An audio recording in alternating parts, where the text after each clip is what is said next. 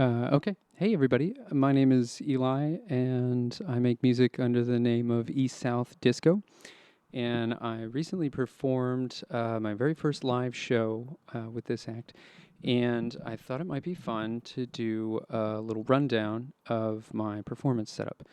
Um, Largely for myself, I guess. I'm just sort of interested in preserving some of this. Maybe somebody gets something out of this. I don't know. We're all modular nerds, so I figured somebody might enjoy this. So first off, I'm going to show off just sort of the whole rig. And bear with here. But basically what we've got here, right, is I have my modular. Excuse the tripod because that's how we're filming today.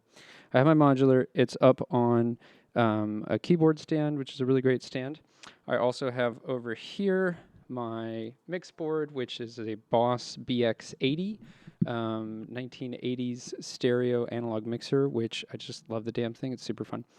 And then I have a little pedal set up here. So I've got 1, 2, 3 of the Boss TU2 tuners, a little Dan Electro chorus pedal, which my guitar playing friends will recognize as a really cheap chorus that I love running my rings through.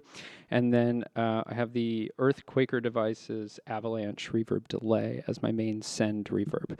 And my Boss has one send channel that is mono that runs through the Avalanche, and everything else is tied in through here.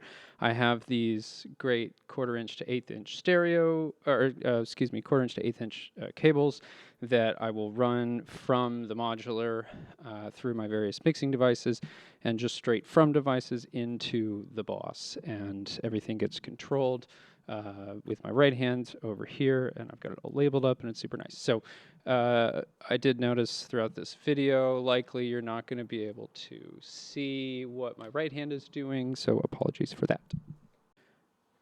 I will go ahead and post a modular grid link to this rack for anybody that wants to see it. But in essence, what I've tried to do is give myself a little group box here. So I've got a full drum kit with 4 voices. Well, actually more than 4, but basically I've got a kick, a snare, a closed and an open hat, and then 4 percussion voices. And then I have a bass, which is right now my Pafaco even VCO. I have chords that I'm running through the voice, the Pico voice in chord mode, and then I have sort of a lead line that is my rings module. And then I have a little sort of noise element in the radio waves, which is just the coolest module in the whole world, and I love it so much. And that kind of, I run a little sound, or I run a little sample through it, so it's a little fun in there. And I'll go through all those voices together. So starting at the bottom, right down here, I have the analog kick from Recovery Audio, and it's a great little basic analog kick. It's got a nice punch to it, super tweakable and playable, and a nice little, super simple bass sound. So that's my kick, and that's being sequenced through the Laddick Drum Girl and channel 1, which is the kick channel. The Drum Girl, by the way, is a really fun module, and one of my 3 drum sequencing modules that I use for my percussion and for sequencing my various melodic voices as well. And we'll get into that. So Drum Girl channel 1 is my kick. Then I use a Pico Drum 2, this dude, which right now is in space snare mode. Nice little noisy kick, or nice little noisy snare. I, previous to landing in the modular, had a Mother 32 and a DFAM. So I really loved the DFAM, and I searched for something that would have similar sound functionality. The sequencer was whatever. I kind of, was fine with sequencing, but I really loved the noise generator on it. So the Drum 2 was kind of the closest that I found, and conveniently small HP as well. But you basically have 2 main parameters and multiple digital voices that you can run through. But it's a super simple drum module, and I use it for mostly snare, claps, bongs, bings, all that kind of shit. Then I have, for hats, I have 2 hats. I have a closed hat that is one noise signal run through my dual ADSR and then run through the MMF filter, the multimode filter in bypass mode by 2 HP. And I'm sequencing that with the hi-hat channel of grids. And that's just a nice, clean hat sound, and I like the grids for the closed hat version. And then my open hat is a different noise source running through the same running through the same generator on the second channel, and that's my open hat, and then it's coming through the VCF1.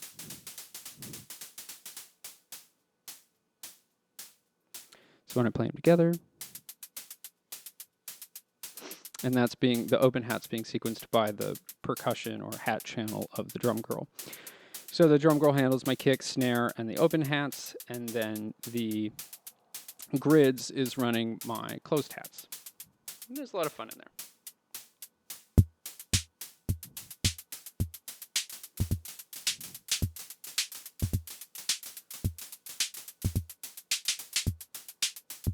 And I like to do fills on the drum girl for the snare by just spiking it up. Same thing with the grids. All right, so there's that closed hat. And I'll just open the floodgate. Grids is fantastic for that. And the drum girl kind of works in the same philosophy, is that, in one way, there's less notes per, measure, and then you turn it all the way up, and you kind of open the tap, and you get more notes per measure. So both sort of run in very similar ways, and I love them for that. And then, in addition to my open and my closed hat, which, by the way, are running through the Void Modular M-Mix stereo, which is a fantastic 6-channel with 6 mutes. I have that running stereo into a left and right feed on the board. Now, the other 6 channels of this mute are my 4 percussion voices, which comes from the ADAT-T networks, which is an awesome little drum module. It has 1, 2, 3, 4. I don't know what you would really call them. They're networks that are modeled off of the 808 toms, I think.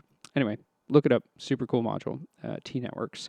And that runs 4 different drum voices for me. So here's number 1.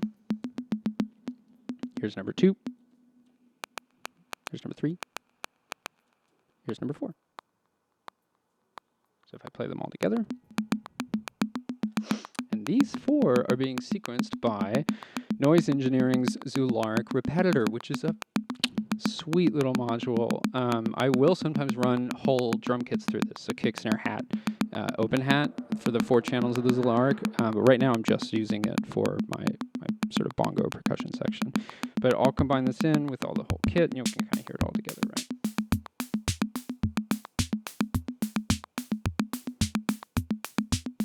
I love having the 6 channels of mix on the right hand here. I'm left-handed, so I like mixing with my right hand and kind of performing with the left hand. And this, yeah, you can see those. So these mute buttons on the side here are just fantastic because I can, real quickly kill everything, turn it all back on.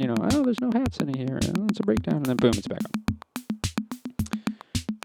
So that's my percussion, and I know, and I'll just say, a lot of people don't like to do percussion in the module. In the modular, a lot of people talk about it just being sort of overbearing or too much going on. I personally absolutely love it. And for me, I try to keep a very simple drum sound palette. So I just have noise running through a filter for my hats. I just have the very basic T networks that have, I think, a really nice clean sound to them with no effect, right? I have a very basic analog kick. I have a very basic analog snare. I like to have that really clean drum sound and really focus on getting a groove. And so the main reason I keep it in the modular, 1, just ease of use, so I don't have to carry around a drum machine with me. But number 2, having the hands-on sequencers within the module is really helpful. One of the things I didn't like about the DFAM was twisting the knobs and having to find things, because what I would end up doing is twisting the same fucking knobs every time and just find the same sequence every single time, which, okay, great, that's repeatable, but it's not that interesting. So I would, sort of bump the sequencer and have it go on the wrong thing. So I didn't really know where the 1 and 4 was, and I'd have to trick my brain into coming up with interesting things. Whereas here, I just kind of let things run, especially with a Zolaric repetitor. It's so much fun where I just spin a knob and go. Grids, you just spin a knob and go. And that kind of flexibility with the drum kit is something that I super cherish, especially in a very small system that was designed to be, you know, a modular performance rig. I want to be able to have a band in a box right in front of me all the time. So that's my drum kit. We'll move into my 3 voices. So my bass voice is here the Bafaco Even VCO. And I love this thing because it's a nice analog, crisp analog voice.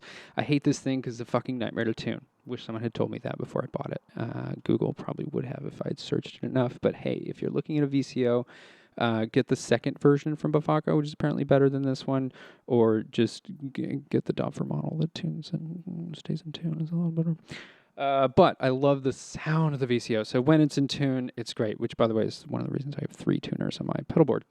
Anywho, so I run the Even VCO through a Ripples filter, and the filter and the VCO have one envelope generator attached to them, which is my 2X80AR from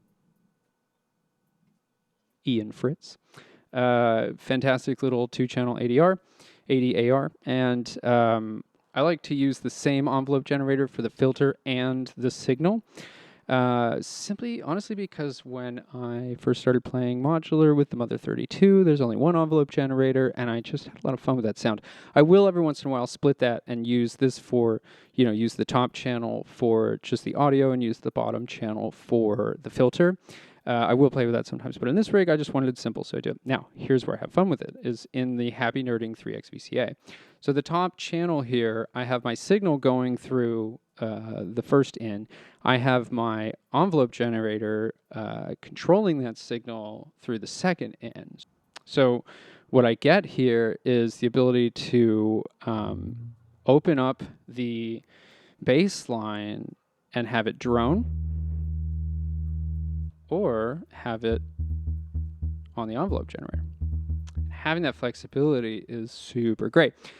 And the other piece of flexibility that I have is the A182 double switch. And I have that hooked up here so that channel 1 is CV for the bass, and channel 2 is gate sequencing for the bass. So for the first CV sequencing on the bass, I have the Turing machine. So here's our Turing machine one. And then same with the gate. So the gate, so when both these switches are up, the Turing machine is giving me CV and gate information. Then when I go down, I'm getting CV from this here, the Lattic 143, which is a great little bass sequencer. And what's super fun about, I mean, it's a great sequencer, 4 channels. And what's great about it is it has a sort of pattern knob. So it takes those 4 notes, it's not 4 channels, sorry, 4 note sequencer, and it randomizes those patterns. And then on the switch as well, my second gate is from my rotating clock divider. That's just giving a straight, like, 8th note pattern. So why I love it, so here's just an example of the 143, right? With 8th note patterns. But I'm going to change it up and do a different pattern now, right? So I have a lot of flexibility with my bass pattern on the 143 all by itself, and then I have the same amount of flexibility if I switch to the Turing machine, because it's a Turing machine, which, by the way, the Turing machine is everything. It's life. I get so many wonderful free things out of the Turing machine. It's the best purchase I've made so far. But I will also play them in tandem, so I'll switch down so that my CV is coming from the Lattic, and then my gate is coming from the Turing machine, which is a lot of fun. I have tons of flexibility with the bass, right? I can make it a drone, which when you're droning on a Turing machine, you get all the in-between notes, which is a heck of a lot of fun. I love those in-between notes. As opposed to if you're not droning and you're only running it. Right? Oh, actually, I'm slamming that into the reverb a little bit too much there. And then I've got a ton of flexibility with this filter. The old school Ripples is amazing. I did not build this one. I bought it off somebody on Reverb, and it's totally worth it. It's an awesome little filter. Okay, so that's my bass voice, and tons of flexibility. So my second voice is going to be the Pico voice, which I have right now in chords mode, and Pico voice is running very similar system. It's also running through the switch, though I don't have anything connected to the B side. So just one on the switch because I never needed it in this patch because I decided to go with chord modes. Also running through the VCA. So again, I can drone it. Oh, hold on. Before I get to that, we're running through the 860 filter, which this is one of my favorite filters ever for a lot of reasons. It's gorgeous. It has a beautiful old school Juno feel to it, and it's just fantastic. It has 2 mod sources inputs plus attenuators, and one of them is an attenuverter. So I've got one mod source is running from the second channel of this 80 AR. And that's so I can have nice little spikes in the chords. And then my other one is an LFO off of my Instro Oct LFO, which is just an amazing 8-channel LFO. And so again, I have drone control. And right now, if I have the LFO kind of turned on, then we're going to cycle through it. And this is one of my favorite things to do, is I'll leave this on as a drone. And as it's droning, that LFO is going to open and close that filter. And what's really nice about that, because it's this particular filter, is that when it gets to the top, it's got this beautiful kind of push to it that when I'm playing introduces the next thing, right? So here, it's going to spike on that LFO. It's just a natural guide into the next element, which is a really great way to sort of build tracks. So I'll let these chords run with this LFO. And then, a little bit later in the song, I'll kind of kill that wandering LFO. I'll turn the envelope generator off. I'll kill the drone, and I will control the envelope generator, this guy, with the kick drum channel of grids. So the kick drum channel of grids is a fun one to use sequencing a voice like the chords, because it's going to hit on very repeatable patterns on 1 and 3 and 8th notes in between those. So I get a lot of fun with that, because I can kind of, but it's always going to be on an even beat, right? I also have the voice being CV sequenced through another Lattic model, the 142, which doesn't have the pattern generator that the 143 has, but simply it's a 4-note sequencer, and then it has a reverse input, a reverse CV input as well, which I'm not using right now. But what I am using to clock the 142 is the accent channel of the kick on grids. So what happens is the main channel is going to the envelope generator that's giving us that ping, and then the accent channel is going over here. If you notice, it's not running right now because of this little switch, which is Tiny Bits Audio, something like that, on Etsy. They're fantastic. I'll throw a link to their page, and they have these little switches. I have 2 of them. They're amazing. I want to buy 6 of them. But basically, this is a simple on-off switch, so I can turn it on, and what it'll do is it'll cycle through the 4-note sequencer, but it's going to cycle through at a pace that's related to the main CV, the main gate. So here, I'll turn it on, and you'll kind of see it. And then if I turn it up, I'm going to actually change faster as well because of the accents. Now, I have this sequencer running through a quantizer, which I didn't mention, by the way, that my even VCO is running through a PAMS quantizer. This is running through another channel on PAMS as a quantizer, and I have it set up so that it's the scale mode is 1 and 5. So literally I can turn this knob and I'm going to get a 1 chord or a 5 chord.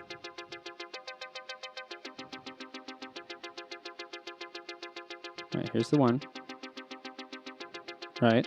So on the fly, if I turn the sequencer on, it gives me a lot of control, and I'm able to just turn through it, and like, I'm always going to land on a 1 or a 5, which if I'm playing in a minor key, that 1 or that 5 minor chord are the safest bets when I'm playing with chords. Or if I don't want to do that, I'll just turn the switch and make it 1 chord, and I can play that chord by hand. Or I can just let it drone. And then, oh, you know what? I'm going to kill that envelope generator. I'm going to let it drone. I'm going to do that, get that back in here. Okay, so here we are. So I like to start the set like this, right? With a little bit of, this LFO slowly rolling through that chord. And by the way, just to, it's twice now. Just to really go with like a Juno emulation, I also have a noise channel. I have on the multimode filter that's my closed hats. I have the low pass output of the multimode going into this filter. So if I turn down the sound, you get the noise. So that's playing underneath the chords.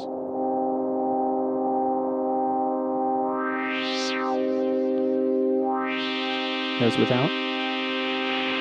There's with. So I like to mix that in, which, gives you a very Juno sound because you can kind of turn the noise up a little bit. So that's a great little keyboard sound. And I'll just turn it right off. And the other thing I love about making these two, the VCAs, is that's like a super easy volume switch. I just, I've got everything pumping and I'm like, you know what, fuck it, I don't want it anymore. I can just turn it straight down. It's gone.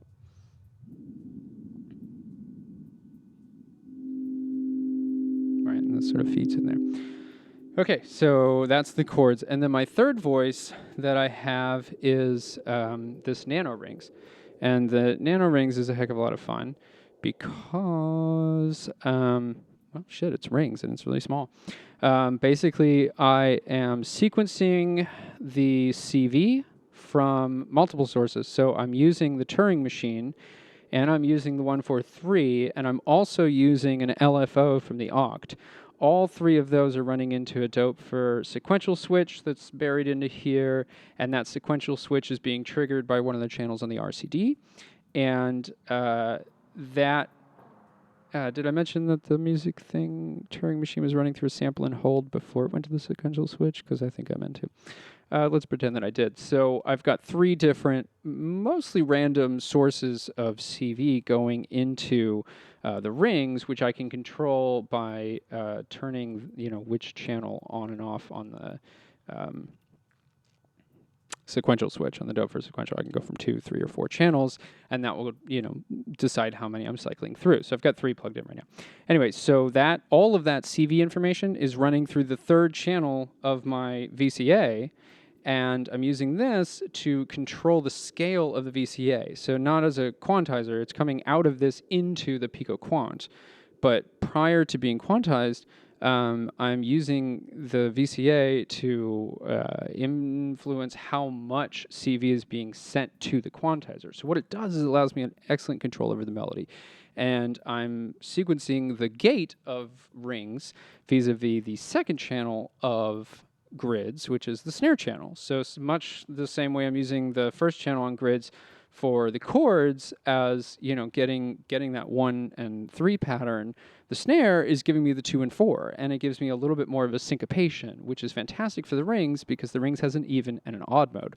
So what ends up happening is the syncopation on the odd mode actually gets reversed and becomes even. So instead of being on the 2 and 4, in odd mode, it's actually on the 1 and 3. So it opens up this really bizarro level of sequencing, and I'll play for it. I'll play a little bit of it here for you. So I'm just opening up the grids right here. I'll give you the kick. So here's the second channel on the grids, just kind of halfway. And then you notice we're staying on that root note because of this dude is all the way down. So I'll go ahead and turn him up. So you can see immediately that I have the ability to control melodies. And if I play both knobs,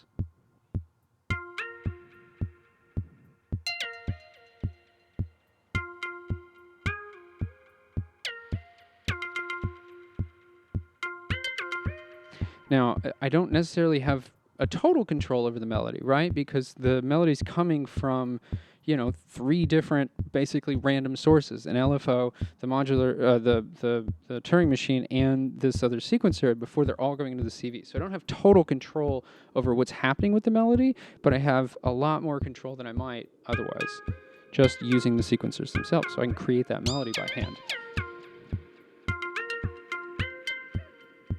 And of course, that's running into my the Avalanche run, the reverb. Okay, so those are my three major voices, and then the fourth one obviously being After faithfully following through the radio waves. So that's the whole rig. Now I'm gonna give you a little like demonstration to just show you kind of how I like to build things. So the main thing I attempted to focus on in building this rig was playability.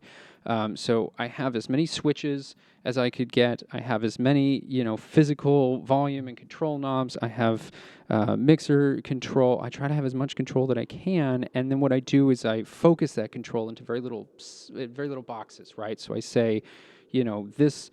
For example, with the rings, I have a lot of control, but at the same time, it's always going to be on key, it's always going to be in tune, and it's always going to be, more or less the tempo and density that I want it to be because of that control that I have. So I make it so that I have a lot of control of things that I can't necessarily fuck up too badly, right?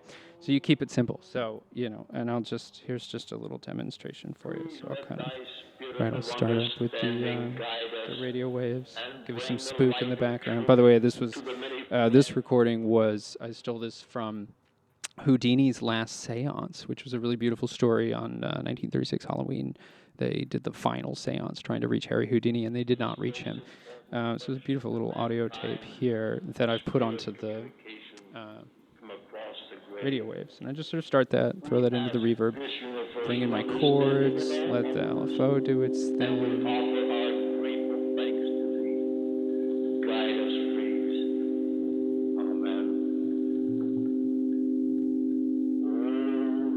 Bring in the bass for a little drone. You can't see this, but I can see my pedals, my tuning pedals, and what that means is that they're running live. So I'm actually able. So here's the even VCO, here's the rings, and here's the voice.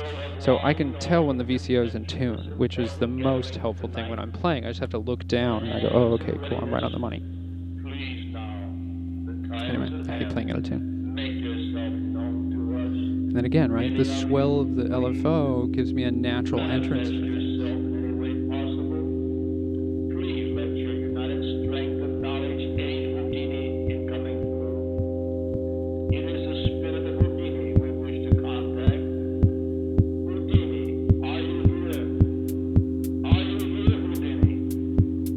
And already we're grooving. Kind of tease a little bit of the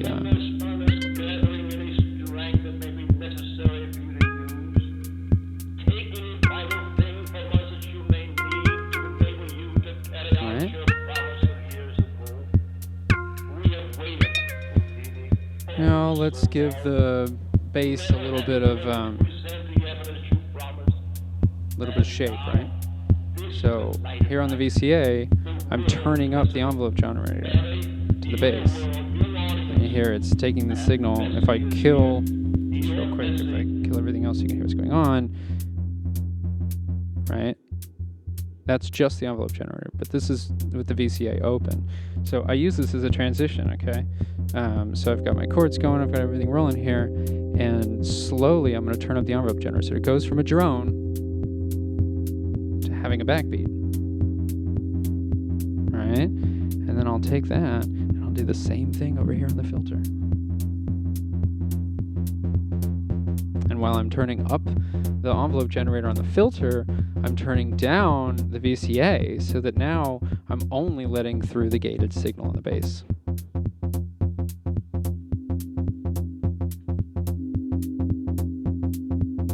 Right? And again, I'll use that chord swell. I'll let the LFO kind of ring us through, and you know what? Fuck it all. I'll bring in some percussion, right?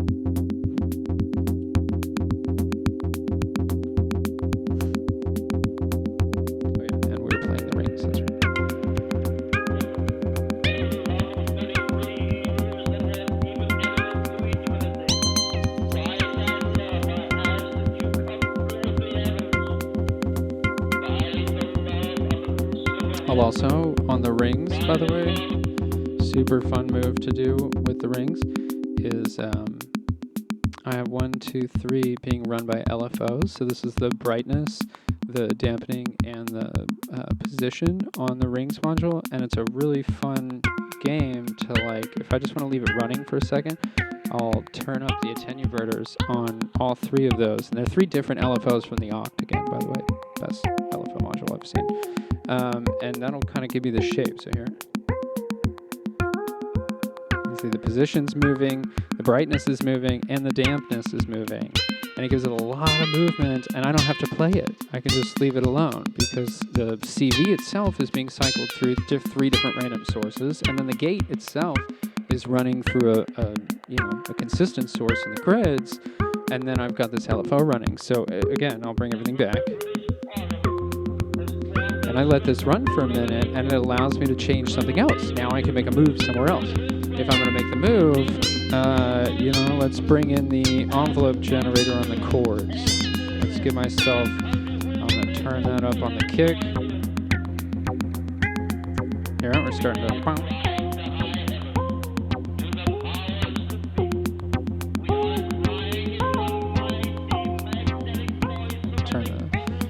close it down a little bit, open the filter up, give me some more space, and then, so remember, we're on the 1/5 pattern with our sequencer over here. So I'm going to turn the sequencer on, and I'm going to change chords.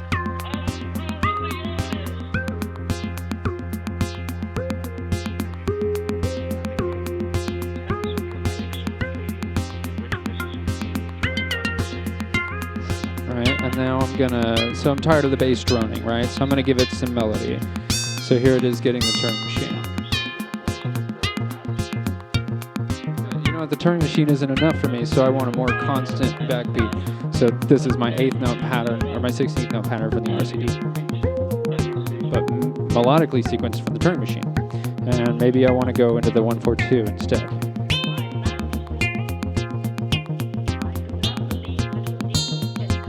Right? And just as the 8th notes. And then I can change up the bass line and use the Turing machine gate generator and use the Lattic CV generator. So now, that combination of elements is really a lot of fun. And then here, let's do a classic filter sweep while we're at it. And then, if I wanted to transition, I might do one of these, right? Turn the bass up a little bit. And turn the envelope generator down on the filter and the bass. Do it slowly so it's smooth.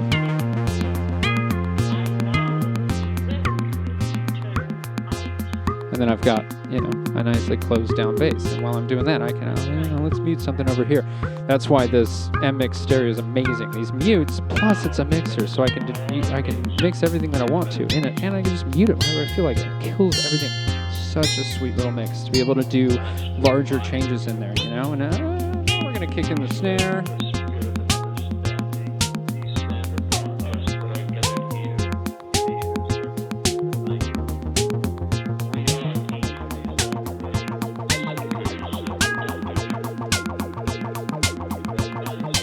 I've also got this Lattic switch in here, which is like an external jumper control, which is pretty awesome. What it does is it gives you an A-B switch for jumper positions on the back of some of these modules. So for example, the RCD, you can buy the extender that lets you have all full control over what the rotations are. Well, all those are on jumpers on the back. So instead of getting the extender module, I just got this, and I gave myself 4 switches, and I can change the behavior of the RCD. I can do the same thing with the Lattic modules, so I can go from 8 to 16 bar patterns with the bass. So this is the 8 bar bass pattern. Here's a 16 bar. Here's the 8 again. Right? It's a little busier. So as I go through this song, I can kind of decide, oh, I want this thing to get busier, I want this thing to get less busy, and I want to, open this up here, and close that down, and oh, you know what, let's add some noise.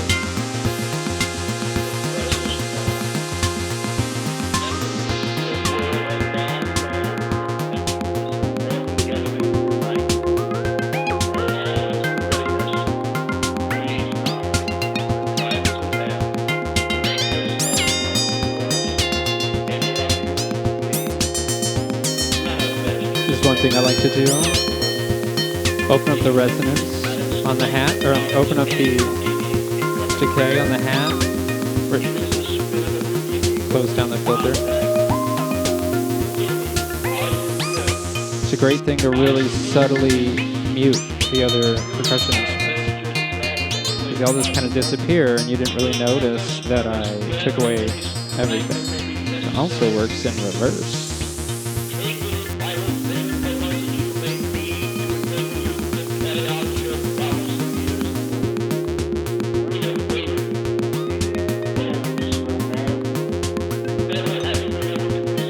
So there you have it.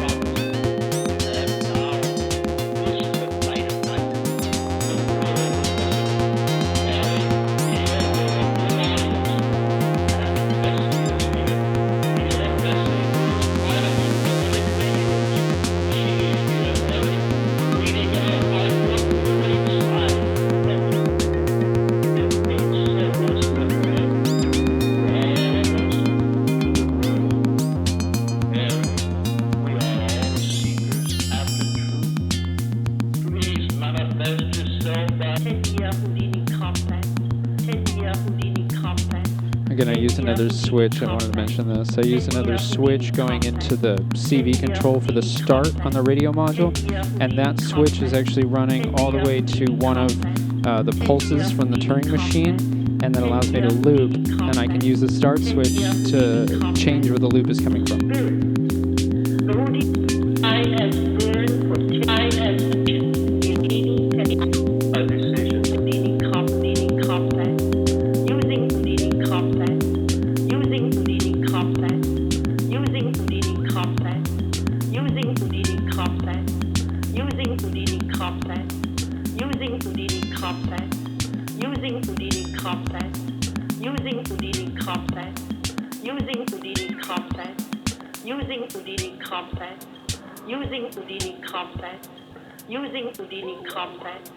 Using every type, medium, and theos. It is now my personal and positive belief that spirit communication in any form is impossible. I do not believe that ghosts or spirits exist. Spooky. The Houdini Shrine. Anyhow. So that's my rig rundown. I hope somebody got something out of this. This ended up being a lot longer than I expected it to, and, we'll see if anybody even watches this. But there you go. I hope you enjoyed it, and, cheers. Thanks for watching.